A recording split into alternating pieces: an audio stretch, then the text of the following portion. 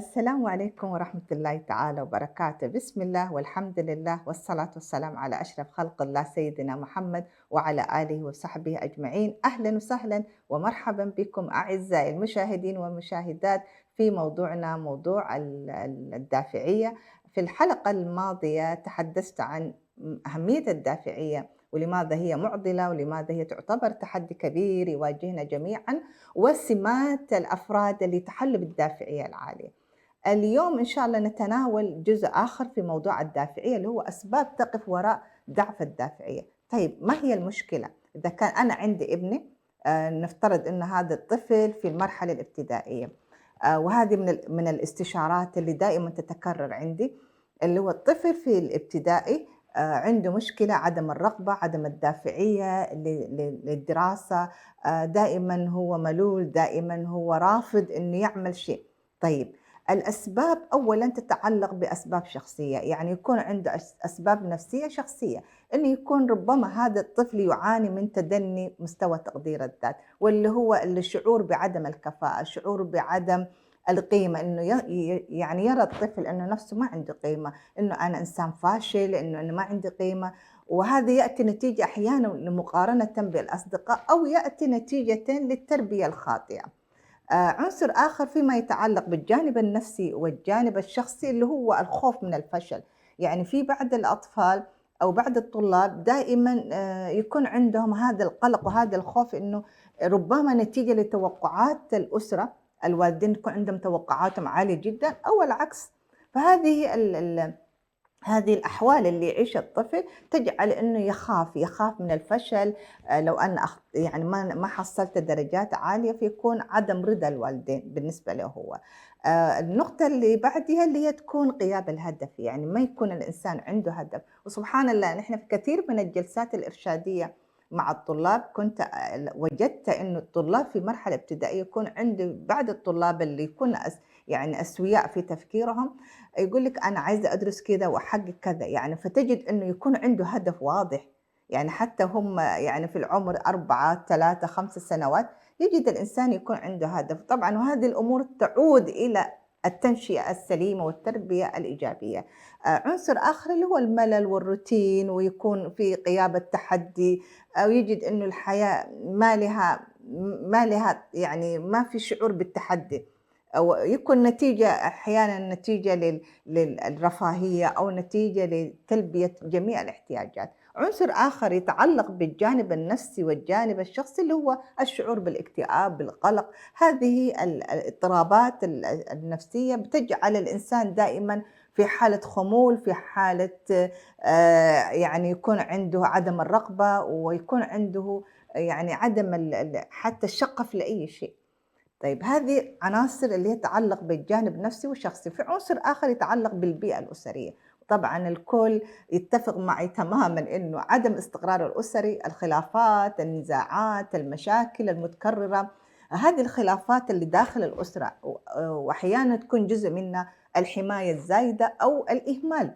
فهذه كلها البيئة الأسرية بيئة غير جاذبة، بيئة غير داعمة، بيئة غير إيجابية، تجعل الإنسان ما يكون عنده طموح، ما يكون عنده دافع. أحيانًا تجد إنه الطالب يقول لي: لماذا أنا أدرس أصلًا؟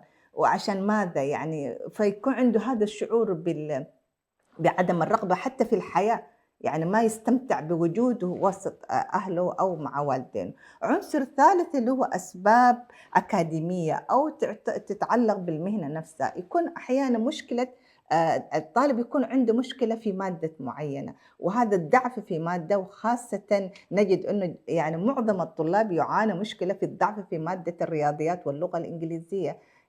ربما يكون في بعض الدول يختلف، لكن بشكل عام من خلال التجربة العمل يعني لسنوات طويلة في الجانب التعليم الجانب الأكاديمي، وجدنا إنه يعني مادة الرياضيات هي تعتبر معضلة وواحدة من المشاكل الكبيرة جدًا يعاني منها الطلاب، ويستمر ويكون الطالب في البداية عنده مشكلة، لكن لم تُحَل هذه المشكلة من وقت مبكر، وهذا الإهمال من قبل الوالدين تتراكم المشكلة وتصبح تتفاقم.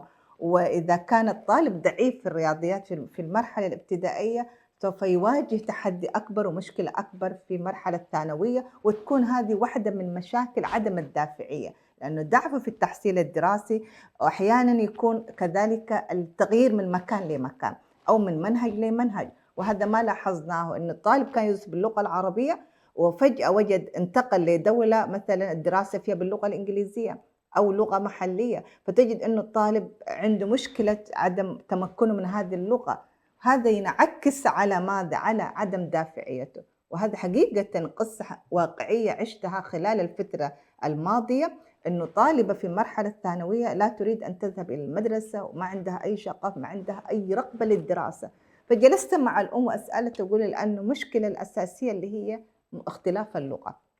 درست الخلفية بلغة مختلفة، فجاءت إلى البلاد واللي يكون عندها لغة محلية.